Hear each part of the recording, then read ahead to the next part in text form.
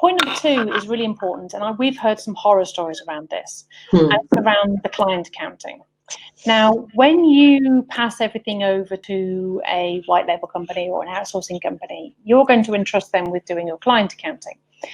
We have heard horrendous stories about outsourcing companies, white label companies, that have had their fingers in the till.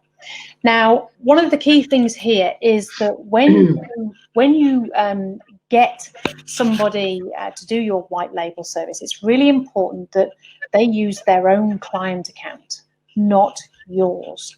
If it's your client account, you hold the responsibility, you hold the legal liability. And if any money goes missing, and we have heard stories of this happening, if any money goes missing, then you are in the mire, all right? So you take the blame. So they should have their own client account. It should be CAS protected. It should be indemnified, separate account, all the rest of it, set up as a CAS provider for a white label managed service.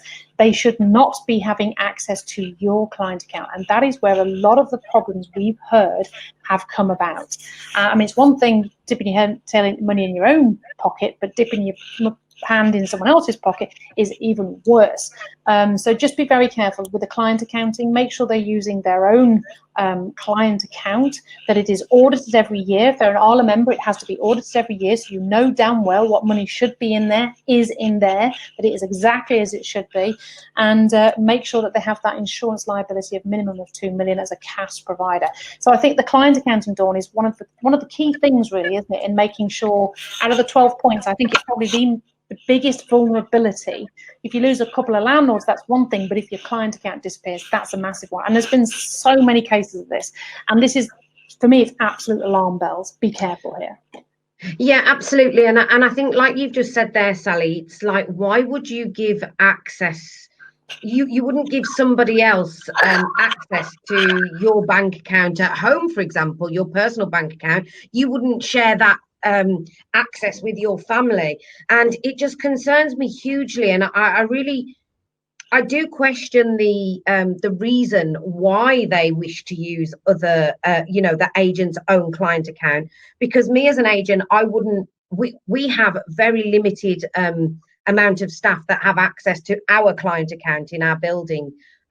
You covered on governance not long ago, and it's like, you're going to employ somebody that you don't know, a completely different company, and you're going to allow them access into your bank account to make payments, move money. It's just a big no-no for me.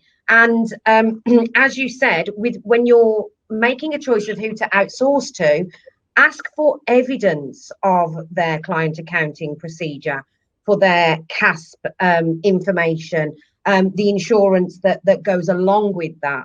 And as ALA agents, that's something, like you've just said, we have to provide every single year. And as a CAS provider, if that 2 million liability is not detailed within the insurance, then we wouldn't pass the mark for client money protection. So absolutely do. That's probably the main factor.